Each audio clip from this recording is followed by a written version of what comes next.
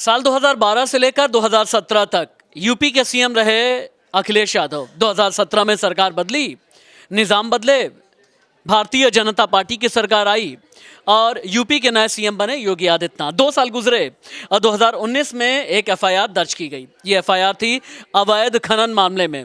इसमें एक बहुत बड़े नेक्सस का पता चला, वो नेक्सस जिसने अच्छे अच्छे राजनेताओं को परेशान किया। अब इसी केस में अवैध खनन का मामला है। गवाह के तौर पर सीबीआई ने अखिलेश को बुलाया। पहले एक नोटिस दिया गया, अखिलेश पेश नहीं हुए। खबर यह है कि बहुत जल्द सीबीआई एक और नोटिस इशू कर सकती है अखिलेश को। ये पूरा मामला क्या है आपको ये हम बताते हैं।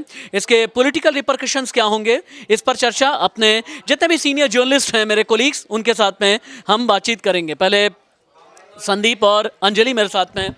और अंजलि, सबसे पहले तो ये बताइए कि ये कब से कब तक के खनन पट्टों का मामला है? क्या ये वही वाला केस है जिसमें गायत्री प्रजापति का नाम आया था? और अखिलेश को गवाह के तौर पर क्यों बुलाया गया है?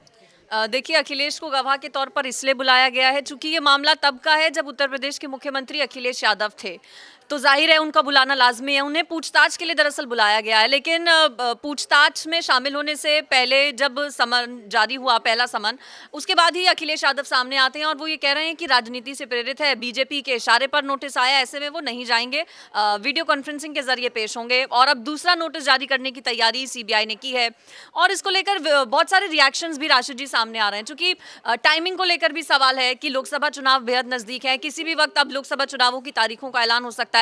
ऐसे में फायदा लेने के लिए बीजेपी अपना, और ये दिखाने के लिए कि विपक्ष के नेता देखिए पूरी तरह से भ्रष्टाचार में लिप्त रहे हैं जब वो सत्ता में थे, जब उनके पास सत्ता थी, तो ऐसे में सवाल कई सारे हैं। और पिछले कुछ दिनों में हमने देखा भी है, विपक्ष के कितने भी नेता हो, चाहे वो राबड़ी फैमिली हो, अरविंद केजरीवाल हो, पश्चिम बंगाल के नेताओं की बात करें, किसी भी अन्य पॉलिटिकल पार्टी की आप विपक्ष में बात कर लीजिए, उनको नोटिस जारी हुए हैं और इसको लेकर सियासत भी हुई है।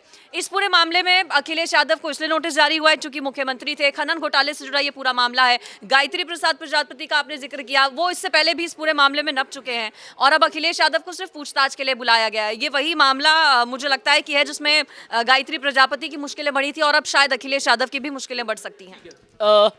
शहबाज, क्या ये पूरा मामला सिर्फ राजनीति से प्रेरित आपको नजर आता है? अवैध खनन के पट्टों पर मुझे अच्छे से याद है कि शायद हमीरपुर साइड में, यानी बुंदेलखंड वाला जो पूरा इलाका है, वहाँ पर समाजवादी पार्टी सरकार में अवैध खनन को लेकर के बहुत सवालिया निशान उठते रहे हैं। बुंदेलखंड वाला इलाका, ये जो हमीरपुर वाला इलाका है, झांसी से लगा हुआ जो राठ वाला इलाका है, अवैध खनन के कितने किरदार रहे अखिलेश यादव के लिए कि आने वाले दिन मुश्किलों भरे रहेंगे? अभी तो बतौर गवाह बुलाया गया है, लेकिन आगे लीगली, टेक्निकली क्या और भी मुश्किल आप देखते हैं? मुझे लगता है, देखिए 2012 से 16 के बीच का जब केस बनता है तो उसमें 2012 में जब अखिलेश यादव की सरकार आई तो उस वक्त वो खुद जो है उनके पास ये मंत्रालय था और उस वक्त 14 जो प्रोजेक्ट्स हैं उनके लिए पट्टे दिए गए थे। सवाल ये था कि जब इसकी जांच हुई तो एक ही दिन के अंदर ये पट्टे जब दिए गए तो ये जांच के घेरे में आ गए। उसके बाद 2013 के अंदर गायत्री प्रजापति को जो है इसका कार्यभार दे दिया जाता है, जिसके बारे में भी अंजलि भी जिक्र कर रही थी। और इसके अंदर जो गिरफ्तारियां हुई थी या फिर छापेमारी हुई थी उसको लेकर भी सवाल हो रहे थे। आपको याद होगा कि एक IAS BS चंद्रकला थी, उनके यहाँ पर भी जो है छापेमारी की गई थी। तो सवाल ये है कि इसके अंदर किरदार बहुत सारे हैं। एक कोई बताया जा रहा है कि BSP से किसी को टिकट दिया गया था, वो भी इसके अंदर कोई अधिकारी है, उनको भी जो है यहाँ पर टिकट दिया गया था, वो भी रडार पर है। तो कहना मतलब यह है कि अखिलेश यादव को सिर्फ इसलिए बुलाया गया है कि उनकी गवाही इसलिए की जानी जरूरी है कि भाई आपके पास ये मंत्रालय था और उस वक्त ये घोटाले की बात सामने आ रही है, इसके पीछे वजह क्या थी, आपने एक साथ इतने सारे जो है ये मंजूरी क्यों दी गई थी, आपके विभाग की तरफ से मंजूरी क्यों दी गई थी।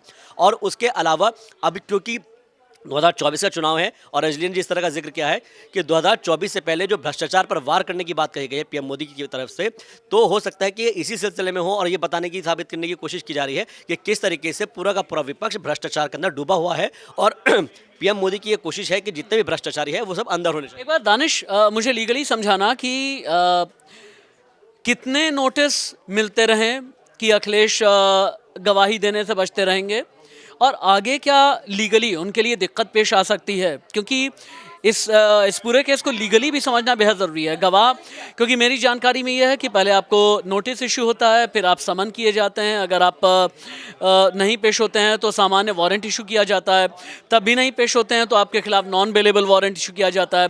NBW के बाद भी अगर कुछ ना आपके बारे में पता चले तो फिर ऐसा भी होता है कि कुर्की तक के भी आदेश हो जाया करते हैं, गवाह तक के लिए भी। तो ऐसे में आगे फ्यूचर क्या देखते हैं अगर अखिलेश हाल के दिनों में पेश नहीं हुए तो?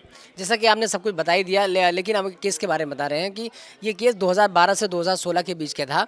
हमीरपुर की उस वक्त की तत्कालीन डीएम हुआ करती थी बी चंद्रकला, जो कि समाजवादी पार्टी की कहा जाता है कि बहुत करीबी मानी जाती थी। उनके दौरान वहाँ पर घोटाला होता है ई टेंडर को लेकर और नियमों की अनदेखी करने के आरोप में। ये 50 से ज़्यादा खनन होते हैं और उस खनन में सिर्फ वहीं पे नहीं, हमीरपुर, शामली, सिद्धार्थनगर जैसे इलाकों में भी खनन होता है। खनन का आरोप 11 नामजद के खिलाफ FIR दर्ज किया जाता है। एक MLC मिश्रा करके है, उनके खिलाफ FIR दर्ज किया जाता है। और बतौर गवाह उस वक्त तत्कालीन मुख्यमंत्री जो कि थे अखिलेश यादव, उनको बतौर गवाह बुलाया गया है। अब देखना यह है कि अखिलेश यादव उस गवाह के तौर पर कब जाते हैं, क्या बयान देते हैं। और सबसे बड़े सवाल तो यही है कि क्या अखिलेश यादव CBI के बुलावे पर बतौर गवाह जाते हैं या नहीं जाते हैं। ठीक है, यानी CBI बार बार बुलाए लेकिन अखिलेश फिर भी ना आए। लेकिन ऐसा तो नहीं हो सकता कि आगे समन्स और इशू ना हो। CBI के सेकंड नोटिस में जो भी शब्द होंगे उन्हें भी हम आप तक पहुंचाएंगे। ये अवैध खनन का मामला, इसके जितने किरदार हैं, CBI इन्वेस्टिगेशन में क्या निकल करके आया है, नेक्सस ने उस ज़माने में किस तरह से काम किया, और क्या ये सिर्फ हमीरपुर का ही केस रहेगा या फिर एडिशनल आगे और भी ये भ्रष्टाचार के, अवैध खनन के जो चैप्टर्स हैं वो रीओपन होने वाले हैं। यूपी की सियासत की ये सबसे बड़ी खबर है, आप लिख करके रख लीजिए। नमस्ते।